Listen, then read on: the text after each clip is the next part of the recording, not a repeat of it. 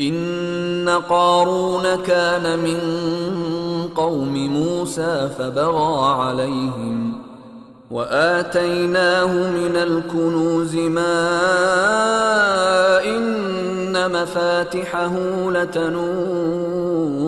بالعصبة أولي القوة إذ قال له قومه لا تفرح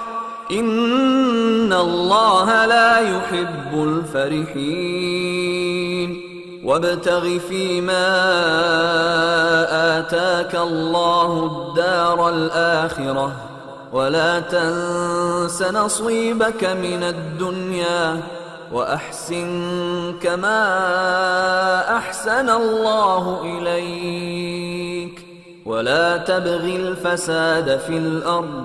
إن الله لا يحب المفسدين قال إنما أوتيته على علم عندي أولم يعلم أن الله قد أهلك من قبله من القرون من هو أشد منه قوة وأكثر جمعا ولا يسأل عن ذنوبهم المجرمون فخرج على قومه في زينته قال الذين يريدون الحياة الدنيا يا ليت لنا مثل ما أوتي قارون إنه لذو حظ عظيم وقال الذين أوتوا العلم ويلكم ثواب الله خير لمن آمن وعمل صالحا ولا يلقاها إلا الصابرون فخسفنا به وبداره الأرض فما كان له من فئة ينصرونه من دون الله وما كان من المنتصرين وأصبح الذين تمنوا مكانه بالأمس يقولون ويكأن الله يبسط الرزق لمن يشاء من عباده ويقدر لولا أمن الله علينا لخسف بنا ويكأنه لا يفلح الكافرون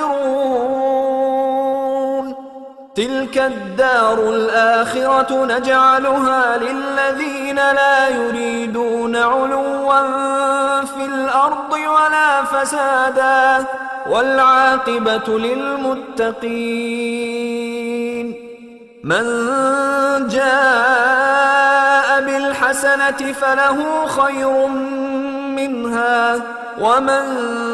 جاء بالسيئة فلا يجزى الذين عملوا السيئات إلا ما كانوا يعملون إن الذي فرض عليك القرآن لرادك إلى معاد قل ربي أعلم من جاء بالهدى ومن هو في ضلال مبين وما كنت ترجو أن يلقى إليك الكتاب إلا رحمة من ربك فلا تكونن ظهيرا للكافرين ولا يصدنك عن آيات الله بعد إذ أنزلت إليك وادع إلى ربك ولا تكونن من المشركين ولا تدع مع الله إلها آخر لا إله إلا هو كل شيء هالك إلا وجهه له الحكم وإليه ترجعون۔ قارون موسیٰ کی قوم میں سے تھا، پھر وہ ان پر زیادتی کرنے لگا، اور ہم نے اس کو اتنے خزانے دیے تھے کہ ان کی کنجیاں ایک طاقتور جماعت کو اٹھانا مشکل ہوتی۔ جب اس سے اس کی قوم نے کہا کہ اترائیے مت، کہ اللہ اترانے والوں کو پسند نہیں کرتا،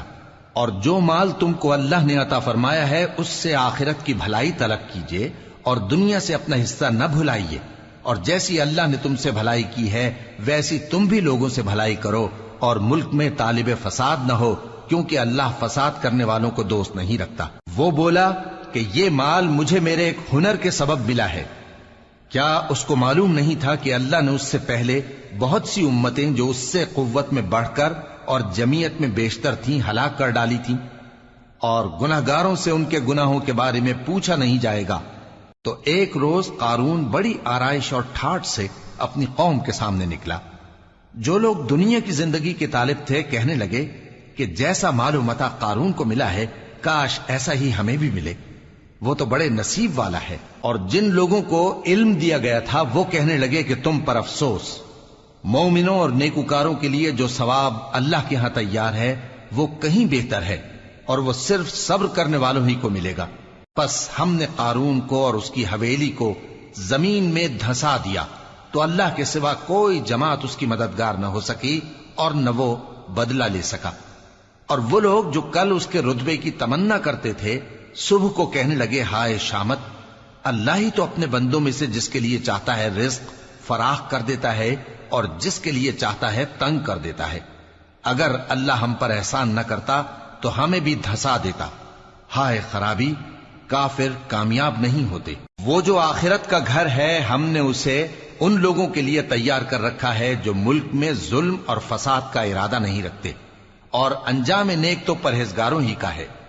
جو شخص نیکی لے کر آئے گا اس کے لیے اس سے بہتر صلہ ہوگا، اور جو برائی لائے گا تو جن لوگوں نے برے کام کیے ان کو بدلہ بھی اسی طرح کا ملے گا جس طرح کے وہ کام کرتے تھے۔ اے پیغمبر، جس اللہ نے تم پر قرآن کے احکام کو فرض کیا ہے وہ تمہیں پہلی جگہ لوٹا دے گا۔ کہہ دو کہ میرا پروردگار اس شخص کو بھی خوب جانتا ہے جو ہدایت لے کر آیا، اور اس کو بھی جو کھلی گمراہی میں ہے۔ اور اے نبی،